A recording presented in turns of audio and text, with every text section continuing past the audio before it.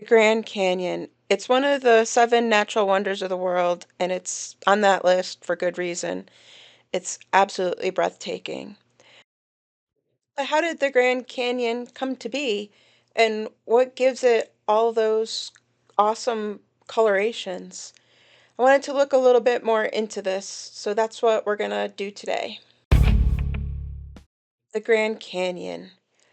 The first time you see it, it just blows you away, and there's just nothing, no pictures, no videos can ever do justice to what it looks like in person, really like seeing it up close for the first time. The Grand Canyon formation dates way, way back. It starts about 2 billion years ago, where the first of the rocks that were going to form it kind of started coming in. And it basically is lots of different sedimentary rocks in layers, and you can really see the layers when you start looking. And I think that's one of the things that just makes it so cool. And then somewhere 30 to 70 million years ago, it's hard to imagine like that long ago that this is how this stuff has happened, but 30 to 70 million years ago is when the plate tectonics got moving around, and then that entire region got lifted up, and that gave us this high and relatively flat Colorado Plateau. Then bouncing that back to just 5 to 6 million years ago, it's like such a long time, but it's so new compared to like the billions of years ago and the 70 to 30 million years ago, right? So 5 to 6 million years ago is when the Colorado River started making its way down. And when I first started thinking about it, I was really surprised when you look down and you just see so many different pathways off, because you think, okay, well, it's just a river, but there's a lot of different tributaries and stuff, and all those also are eroding different sections, and so that's why you get like all the different pathways and stuff off. And the canyon is still being widened today, so it's still happening. It's still making it deeper and wider. It's not something that you're gonna notice like right like over but over time, it's like it just keeps building and building.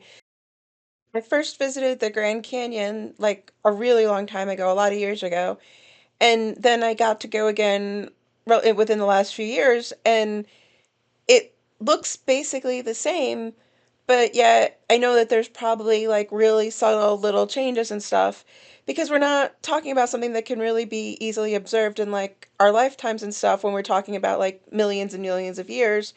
But over the millions of years, the river just wears things down, and it just is constantly changing, even if we might not notice it.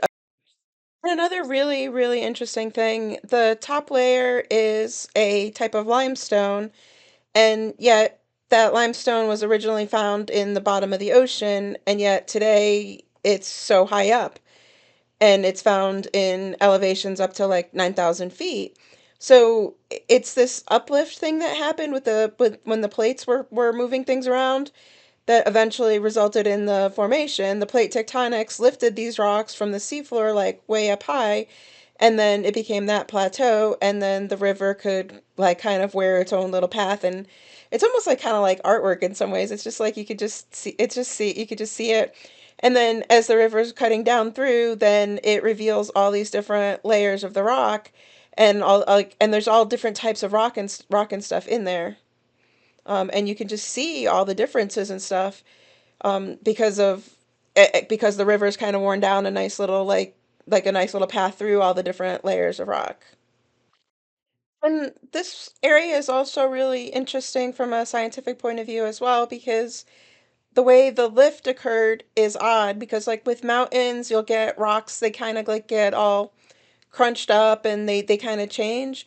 But this area, when it lifted, it just lifted as like it's a higher area, but it lifted as a flat area. And so scientists don't really understand exactly how it all occurred. And there's a few different ideas for how it actually got all the elevation to start with. The coloring of the rocks actually comes from different minerals that are found in those rock layers. So there's iron, and that kind of gives it that oxidized or rust type look when it's exposed to the oxygen in the water.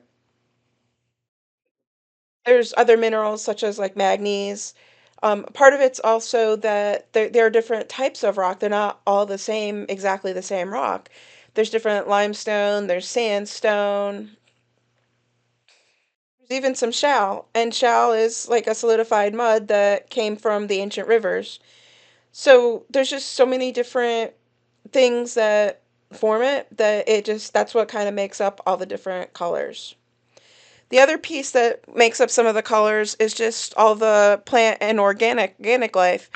I guess I thought when I'm from the East Coast, so when I went out there, I expected the desert to be kind of not have a lot of life. And there's just a lot of different plants and even animals. We saw some like deer and we saw some like hawks and stuff and different birds. So there's just still a lot of life and stuff too, and that life gives different colors. I mentioned earlier on that some of the rock layers were originally found on the bottom of the sea. Scientists know this because they find different fossils and things that were formed that give the clues that show that this stuff was all underwater on like under the ocean at one point. So there's definitely a lot to see and a lot to learn with the Grand Canyon. It's definitely worth the trip. It's really, really amazing when you first see it. I do have a little bit of like cautious feelings around heights, and there is a lot of really high things and a lot of being able to like look out over things. So if you're a little afraid of heights, definitely try to prepare yourself. But it's just so worth it. There's just so much to see and do. And also just be prepared. I know one of the things to me that was a little bit different for me than normal, like I've hiked up mountains and stuff before, but the hard part is when you're feeling good. For this, you're going down when you're feeling good and like when you're fresh and everything, and then when you come back, it's like all uphill to come back. So you can very easily overestimate like what you can do because you're feeling great, you're going downhill, and then to turn around and come back is a little bit challenging because then you're coming up a pretty sometimes pretty steep hills.